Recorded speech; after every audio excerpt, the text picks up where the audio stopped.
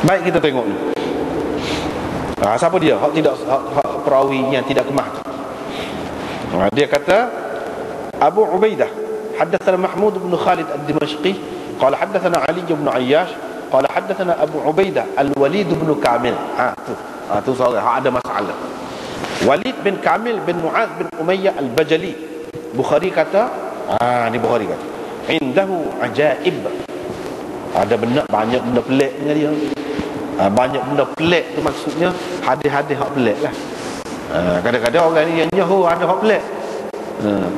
Tidak ada hak pelik tu mana tak serupa dengan ramai orang lain. Kuat juga mengaji, tak jumpa. Cari rata juga hadis, tak jumpa. Dia tu jumpa, padahal tak ada belah mana dia. Tu tak sedap lagi. Tapi Imam Nasai mengatakan dia tu thiqah. Abu Hatim kata Syekh yang disebut oleh Ibnu Hibban sebagai orang-orang yang thiqah. Azdi berkata dhaif. Ibnu Qattan, Yahya bin Sa'id Al-Qattan berkata tidak sabit adalahnya, tidak terbukti dia ni sebagai seorang yang adil, maka riwayat dia tu tidak jadi sahih. Tapi ada khilaf lagi. Orang ni kata gini, orang ni kata gini. Sebab kita tahu dah lah masalah rijal ni. Orang ni kata gini, orang ni kata gini, itu masalah ijtihad. Serupa dengan bab lain lah. Orang ni kata boleh mengadap binatang, orang ni kata tak boleh. Ijtihad. Orang ni pun ijtihad juga. Sebab kita tak boleh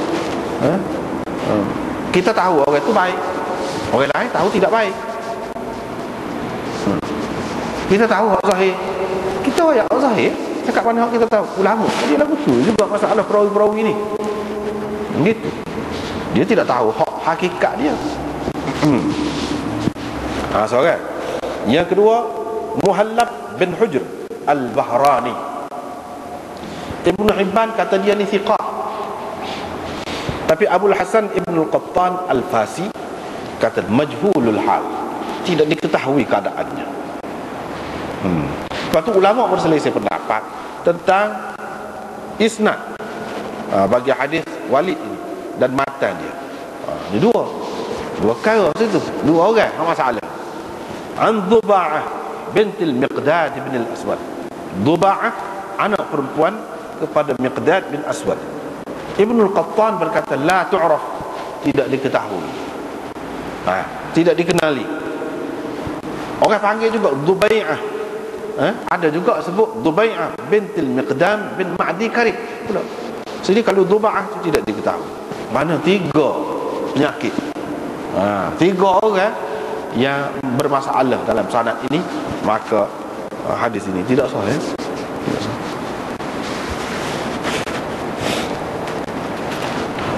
Kalau pokok, kalau tiang, ataupun kalau kayu ke apa-apa ke, Nabi SAW tidak mengadap betul-betul kepada benda-benda itu. Tetapi kedudukannya itu ke kanan sedikit ke ataupun ke kiri sedikit, tidak betul-betul sama. Hadis ini tidak sahih. Mana tak boleh nak hujah lah, tak boleh nak hujah. Cuma kita kata molek juga, takut-takut mungkin kita berasa kita sendiri kau berasa ataupun mengelirukan orang, kita lari sikit, boleh lah. Tidak betul-betul. Sekadar tu lah, sekadar gitu. Tapi nak kata tak boleh mengadap betul-betul kepada tak boleh kata kata tu. Sebab apa? Hadis ni tidak sahih. Bila hadis tu tidak sahih, hukumnya tak boleh lah. Kita tak boleh kata tak boleh haram kau, tak boleh sampai gitu. Dia nak jadi hukum haram kau ataupun makruh kau gapo ni, dia kena hadis itu sekurang-kurangnya hasan. Dhaif tak boleh. Dia tidak dapat menentukan. Maknanya kalau kita mengadap pun tak apa. Apa ni? Ya tak, ya pun kita akan mengadap juga ke mana-mana, di rumah mengadap dinding. Lepas tu apa kemuncaknya sekali menghadap kiblat ni, menghadap Kaabah betul-betul. Apakah bermakna kita sembah Kaabah tu? Tidak. Kita disuruh menghadap ke arah. Kalau depan ke apa tu tidak jadi masalah. Arah tu.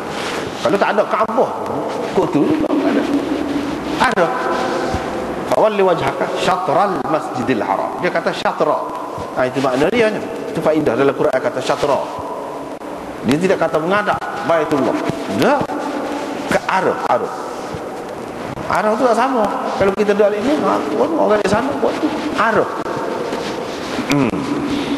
Sebagai isyarat kepada punca perpaduan, punca kesatuan, dan punca manusia ini mendapat agama yang terakhir bermula daripada situ. Gitu. Kalau tak ada Kaabah, itu juga ada. Ada pun kalau orang menyembah macam Tok Pekong ke apa tu, dia tak boleh buat lagu tu. Kalau tak ada Tok Pekong, dia tak boleh sembah lah. Dia kena ada. Ni kita kalau tak ada Kaabah, mengadap kot tu juga. Atas Kaabah tu boleh duduk. Boleh semayang atas bumbung tu semayang. Boleh. Tapi kalau Tok Pekong duduk atas kepala dia dah, boleh lah. Naik atas belakang dia. Orang kata buat lagu tu pun dia tak aja buat lagu tu. Ni tak naik duduk atas tak apa. Sah semayang. Ini menunjukkan kita tidak sembah Kaabah tu. Dia suruh menghadap ke arah. Jadi tak ada kena-mengena ni. Kalau tiang kau dinding ke apa, tak ada kena-mengena. Tak nyabik tu. Mana boleh mengelirukan kita sembah benda tu. Bahkan kita jadikan dia sebagai sutera. Bila sutera tak apa. Nabi SAW sendiri pun buat begitu. Dia ajar dah kita molek tentang akidah, tentang Tuhan, lagu mana.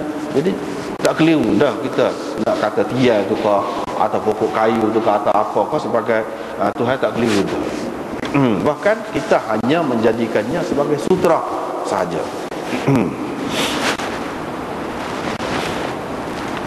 Babus salah ilal mutahaddithin wan niyam. Ini bab sembahyang dengan menghadap kepada orang-orang yang sedang berbual-bual. Boleh ke tidak? Dan orang yang tidur. Jadi hak buah ni pun macam-macam juga. Kita kata ni sah. Kita duduk pada sah yang kedua tu. Orang dalam sah yang pertama ni, dia duduk menghadap kepada kiblat juga, tapi dia buah dua orang. Moga dia sudah dah sembahyang. Kita kata itu satu macam buah. Satu lagi buah berdiri. Dia berdiri dan tidak menghadap kepada kiblat. Dia berdiri, duduk buah gitu. Depan orang sembahyang. Boleh jadi dia duduk menghadap. Orang ni duduk menghadap kepada kiblat, dia duduk menghadap kepada orang tu sambil duduk buah tu. Lagu mana? Dia ada macam-macam. Sambil duduk, sambil berdiri dengan menghadap kepada orang yang sedang sembahyang tu, ada beberapa kemungkinan. Ialah memang kepada kepada orang yang berbuat-buat tu, kalau dia tengok orang sembahyang memanglah tak molek. Tak molek lah duduk buah depan orang sembahyang gitu. Dan semua kata haram. Kalau buah ni betul-betul depan orang sembahyang, maknanya kadang satu sah dia sembahyang tu dalam 3 hasta lah depan dia, tengah tu. Tu memang tak boleh. Sepolitah lah, sepolitah juga. Tapi kalau jauh, misalnya kita kata orang tu duduk dalam sah yang ketiga, ni duduk dalam sah yang pertama, bila-bila dia nak pusing begitu dia kecek. Itu mana tidak dengan sengaja. Dikira tidak dengan sengaja dan jauh tu daripada kedudukan tadi. Kita kira macam garis-garis ni macam suturah juga lah. Macam suturah juga. Dia duduk dalam sah yang ketiga, tu garis depan tu, sekat tu kita bukan duduk celah tu, duduk sini. Walaupun lebih baiknya janganlah duduk buat gitu, gilai lah. Tetapi adakah haram? Adakah termasuk di dalam hadis sebut apa ni dosa tu besar tu? Adakah termasuk? Tak termasuk. Tak termasuk dalam tu. Soal tidak molek itu soal lain. Yang kedua, hak tidur. Tidur ni banyak macam juga. Orang tu dia sudah sembahyang dah, dia duduk depan kita. Dia duduk depan kita, duduk cokok menghadap kiblat, dia duduk tidur. Itu satu macam. Yang kedua, sama-sama duduk sembahyang. Dia pun ikut imam juga. Dia dalam sah yang pertama, kita dalam sah yang kedua. Kita duduk di belakang dia, tengah-tengah sembahyang tu dia tidur. Itu kemungkinan yang kedua.